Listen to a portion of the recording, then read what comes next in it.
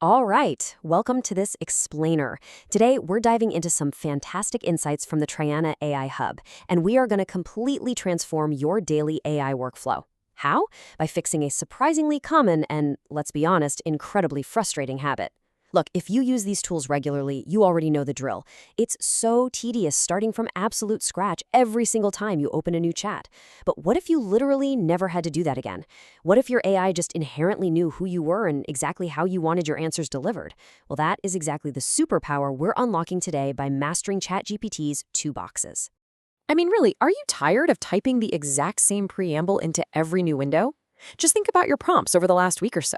How many times have you had to explicitly tell the AI, hey, I'm a nurse, or keep it short, or my personal favorite, no preamble, just give me the answer? It's a massive pain point. We're treating this highly advanced AI like an amnesic assistant that just forgets who you are every time you start a new task. It wastes your time, it totally drains your creative energy, it's boring, and actually, it's entirely avoidable. Okay, let's dive into this. The solution to this endless repetitive cycle lies in a specific feature from the Troiana AI Hub called Custom Instructions.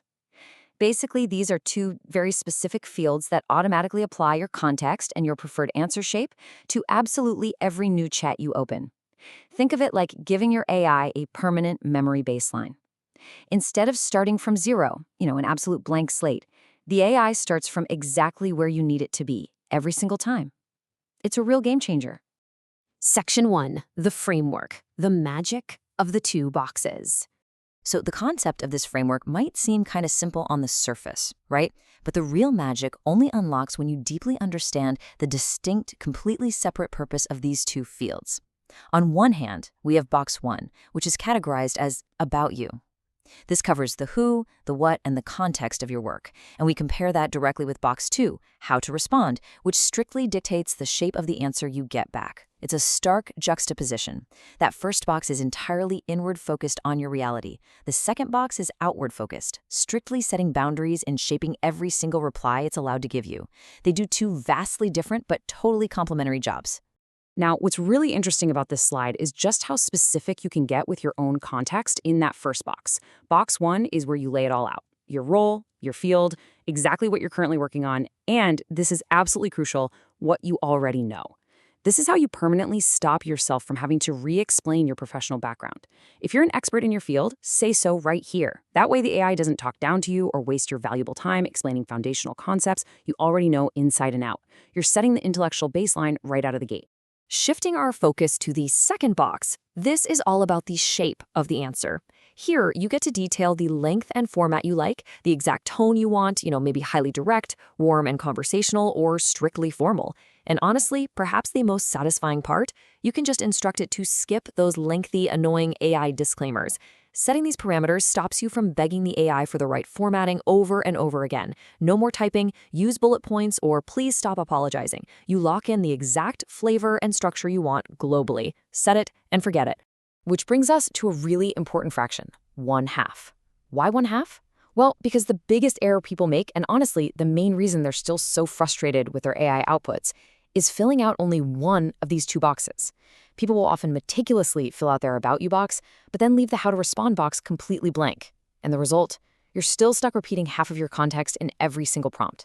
Sure, you might not have to say you're an engineer anymore, but you're still wasting keystrokes yelling at it to be concise. You're literally only harnessing half the magic. Let's move to Section 2, Application in Action, and see how this builds into the perfect setup example.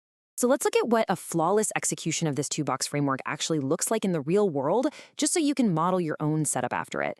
Take this specific example from the source material regarding a lawyer. I'm a UK solicitor. Be concise, cite the rule, then the exception, no US law.